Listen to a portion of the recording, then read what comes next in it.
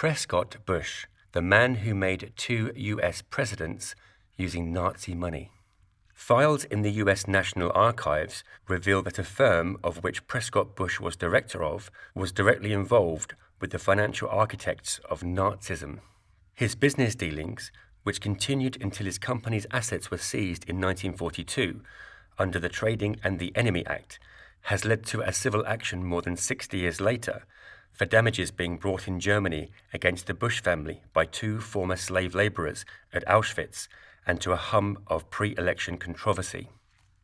The evidence also prompted one former U.S. Nazi war crimes prosecutor to argue that the late senator's action should have been grounds for prosecution for giving aid and comfort to the enemy. The debate over Prescott Bush's behavior has been bubbling under the surface for some time.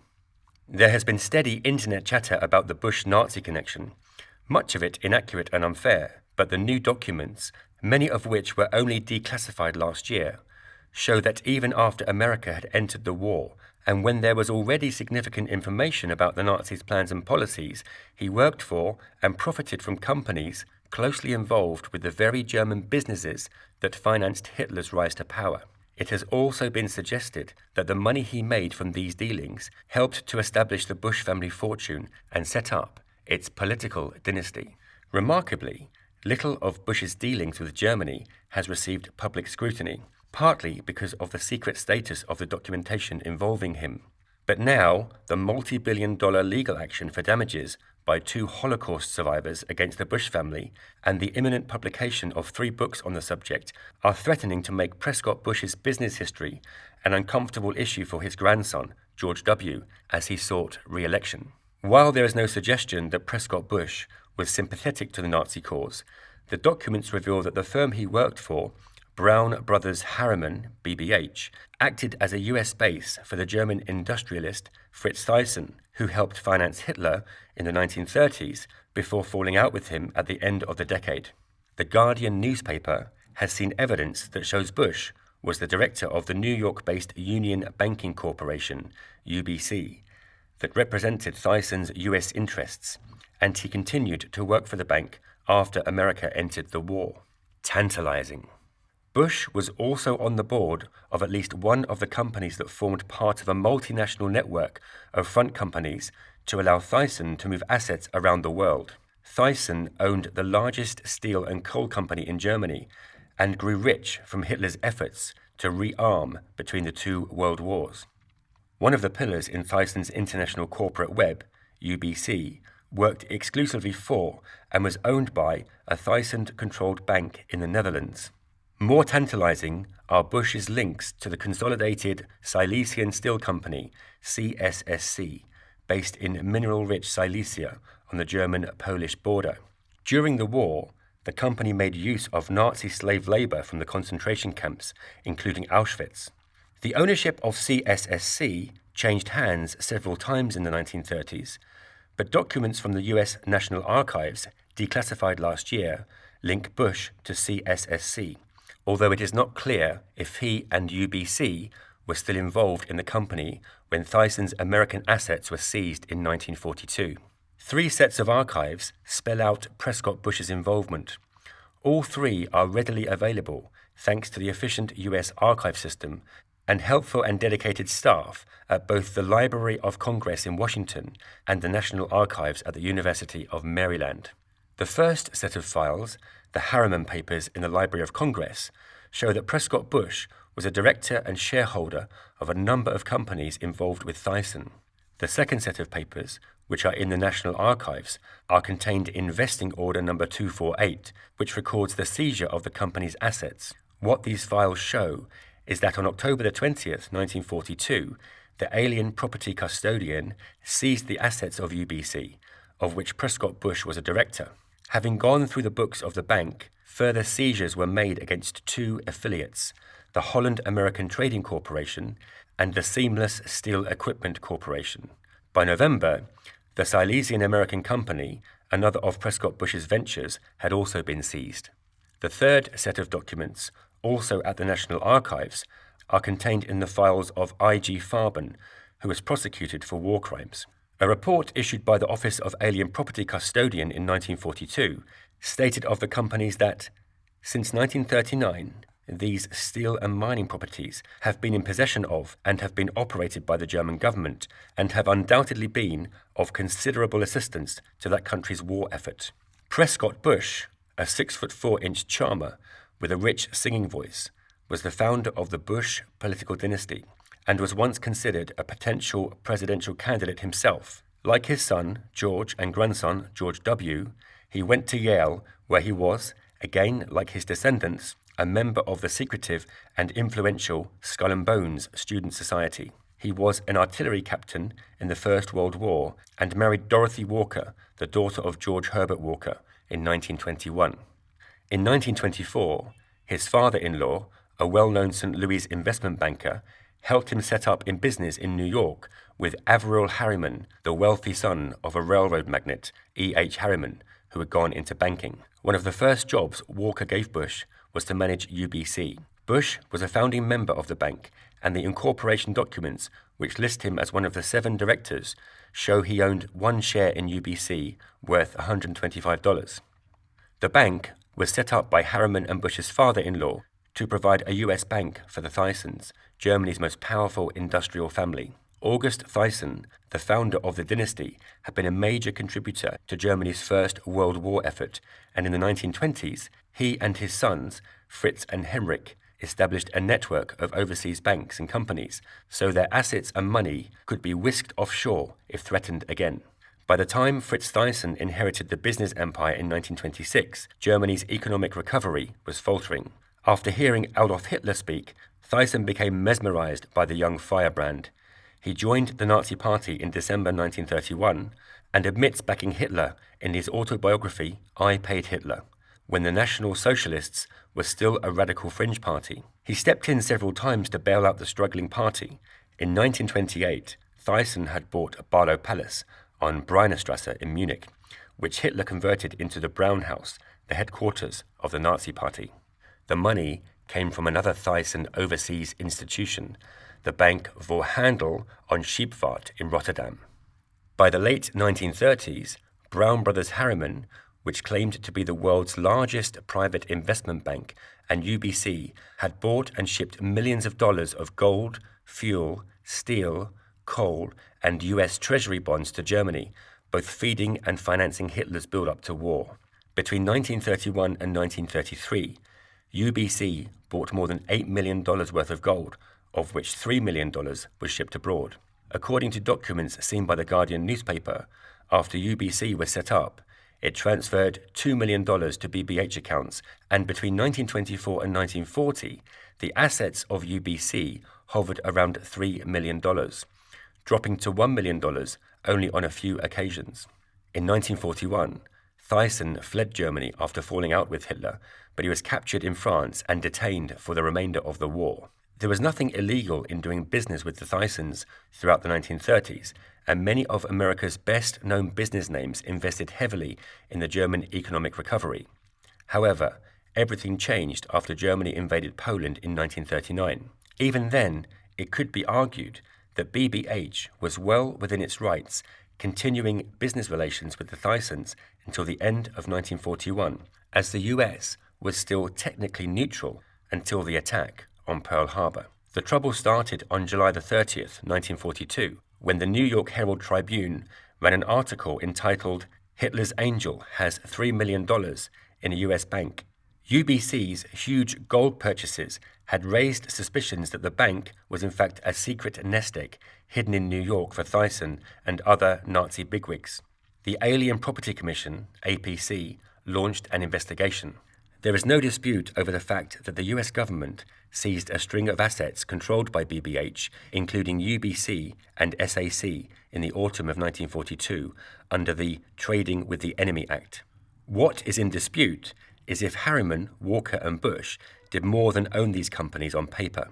Erwin May, a Treasury attaché and officer for the Department of Investigation in the APC, was assigned to look into UBC's business.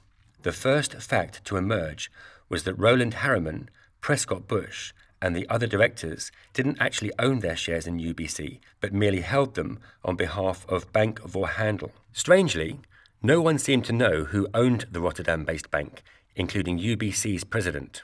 May wrote in his report of August 16, 1941, Union Banking Corporation, incorporated August 4, 1924, is wholly owned by the Bank Voorhandel on Scheepvaart, NV of Rotterdam, the Netherlands. My investigation has produced no evidence as to the ownership of the Dutch bank.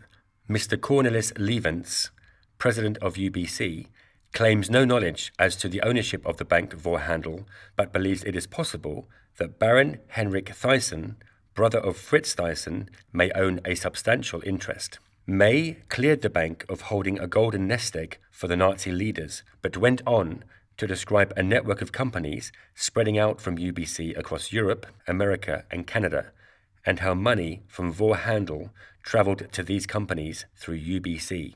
By September, May had traced the origins of the non-American board members and found that Dutchman H.J. Kouwenhoven, who met with Harriman in 1924 to set up UBC, had several other jobs. In addition to being the managing director of Voorhandel, he was also the director of the August Thyssen Bank in Berlin and a director of Frits Thyssen's Union Steelworks, the holding company that controlled Thyssen's steel and coal mine empire in Germany.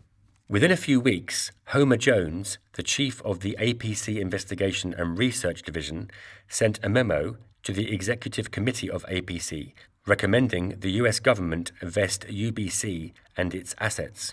Jones named the directors of the bank in the memo, including Prescott Bush's name, and wrote, "Said stock is held by the above-named individuals, however, solely as nominees for the Bank Voorhandel Rotterdam, Holland, which is owned by one or more of the Thyssen family, nationals of Germany and Hungary. The 4,000 shares hereinbefore set out are therefore beneficially owned and help for the interests of enemy nationals and are vestible by the APC, according to the memo from the National Archives seen by the Guardian newspaper, red-handed." Jones recommended that the assets be liquidated for the benefit of the government, but instead UBC was maintained intact and eventually returned to the American shareholders after the war. Some claim that Bush sold his share in UBC after the war for $1.5 million, a huge amount of money at the time, but there is no documented evidence to support this claim. No further action was ever taken, nor was the investigation continued, despite the fact that UBC was caught red-handed operating an American shell company for the Thyssen family 8 months after America had entered the war, and that this was the bank that had partly financed Hitler's rise to power. The most tantalizing part of the story remains shrouded in mystery. The connection, if any, between Prescott Bush, Thyssen, the Consolidated Silesian Steel Company, CSSC, and Auschwitz cannot really be proven. Thyssen's partner in United Steelworks, which had coal mines and steel plants across the region, was Frederick Flick, another steel magnate who also owned part of IG Farben, the powerful German chemical company. Flick's plants made heavy use of slave labor from the concentration camps in Poland. According to a New York Times article published on March 18, 1934, Flick owned 2/3 of CSSC, while, quote, American interests held the rest. US National Archive documents show that BBH's involvement with CSSC was more than simply holding the shares in the mid-1930s. Bush's friend and fellow bonesman, Knight Woolley, another partner at BBH, wrote to Avril Harriman in January 1933, warning of problems with CSSC after the Poles began their drive to nationalize the plant. The Consolidated Silesian Steel Company situation has become increasingly complicated, and I have accordingly brought in Sullivan and Cromwell in order to be sure that our interests are protected, wrote Knight. After studying the situation, Foster Dulles is insisting that their man in Berlin get into the picture and obtain the information which the directors here should have. You will recall that Foster is a director, and he is particularly anxious to be certain that there is no liability attached to the American directors. But the ownership of CSSC between 1939, when the Germans invaded Poland, and 1942, when the US government vested UBC and SAC, is not clear. SAC held coal mines and definitely owned CSSC between 1934 and 1935, but when SAC was vested, there was no trace of CSSC. All concrete evidence of its ownership disappears after 1935, and there are only a few traces in 1938 and 1939, says Eva Schweitzer, the journalist and author of the book America and the Holocaust. Silesia was quickly made part of the German Reich after the invasion, but while Polish factories were seized by the Nazis, those belonging to the still neutral Americans and some other nationals were treated more carefully, as Hitler was still hoping to persuade the US to at least sit out the war as a neutral country. Schweitzer says American interests were dealt with on a case-by-case basis. The Nazis bought some out, but not others. The two Holocaust survivors, suing the US government and the Bush family for a total of $40 billion in compensation, claim both materially benefited from Auschwitz slave labor during the Second World War. Kurt Julius Goldstein and Peter Gingold began a class action in America in 2001, but the case was thrown out by Judge Rosemary Collier on the grounds that the government cannot be held liable under the principle of state sovereignty. Jan Lissman, one of the lawyers for the survivors, said, President Bush withdrew President Bill Clinton's signature from the treaty, not only to protect Americans, but also to protect himself and his family. Lissman argues that genocide-related cases are covered by international law, which does hold governments accountable for their actions. He claims the ruling was invalid, as no actual hearing took place. In their claims, Mr. Goldstein and Mr. Gingold, honorary chairman of the League of Anti-Fascists, suggests the Americans were aware of what was happening at Auschwitz and should have bombed the camp. The lawyers also filed a motion in The Hague asking for an opinion on whether state sovereignty is a valid reason for refusing to hear their case. A ruling was expected within a month. The petition to The Hague states, from April 1944 on, the American Air Force could have destroyed the camp with air raids, as well as the railway bridges and railway lines from Hungary to Auschwitz. The murder of around 400,000 Hungarian Holocaust victims could have been prevented.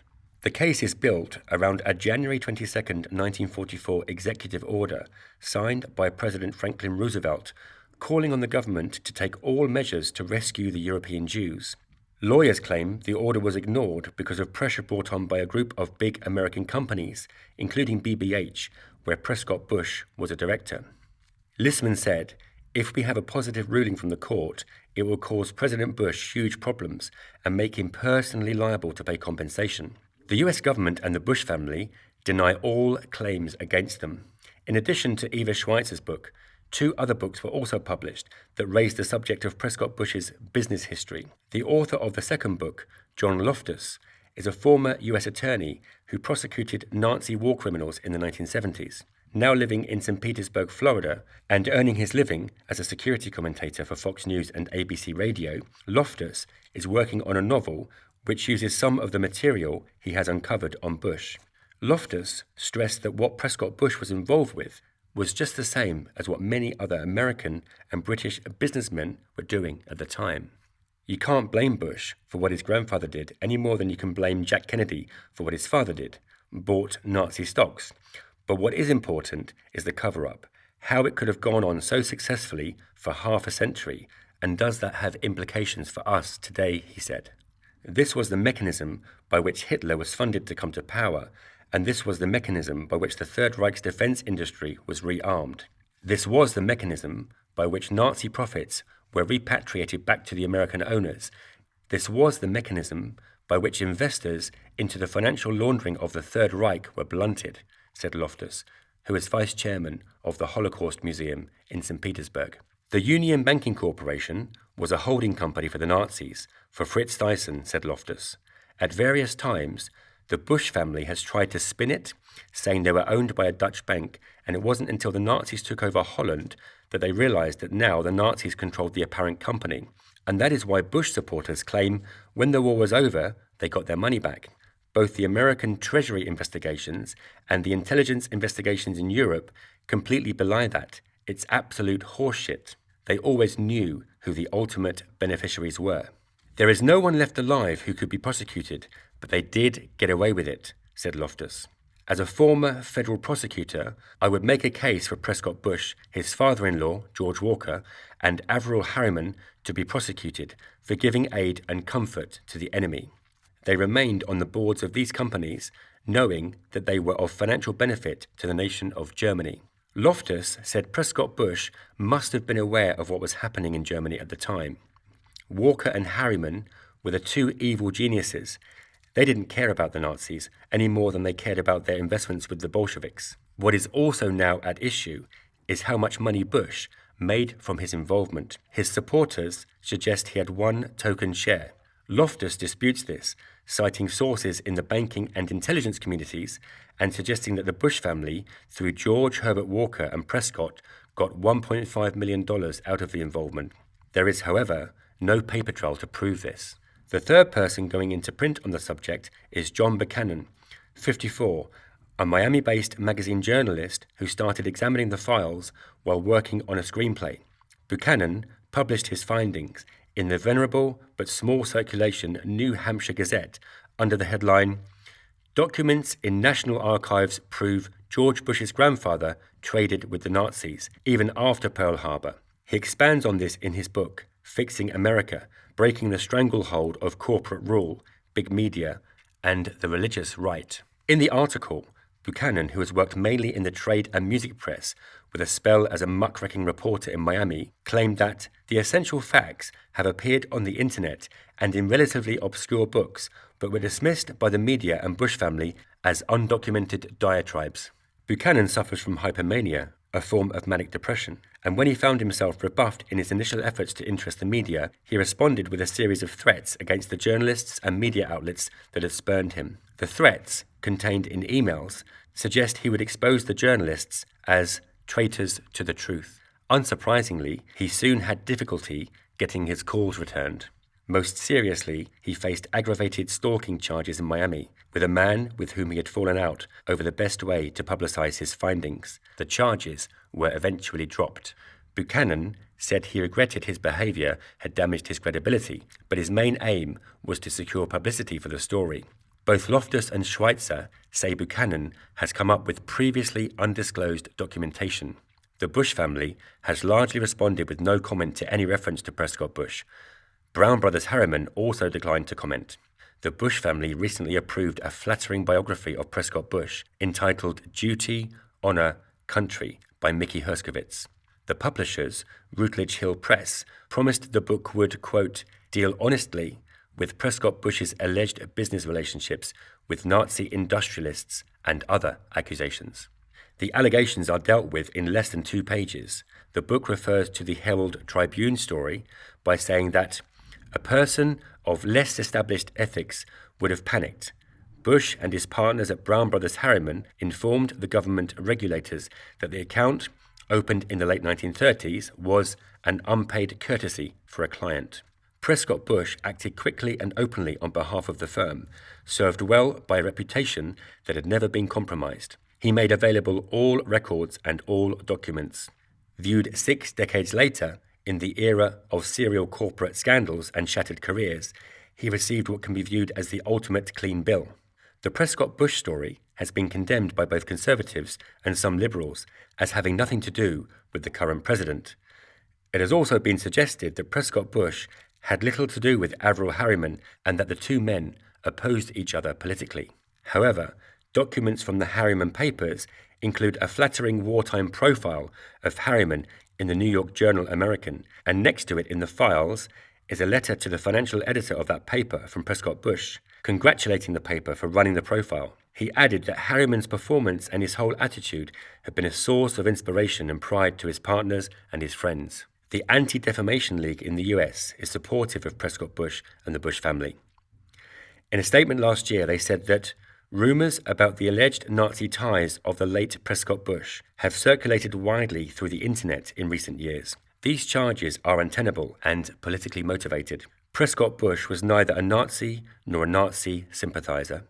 However, one of the country's oldest Jewish publications, The Jewish Advocate, has aired the controversy in detail.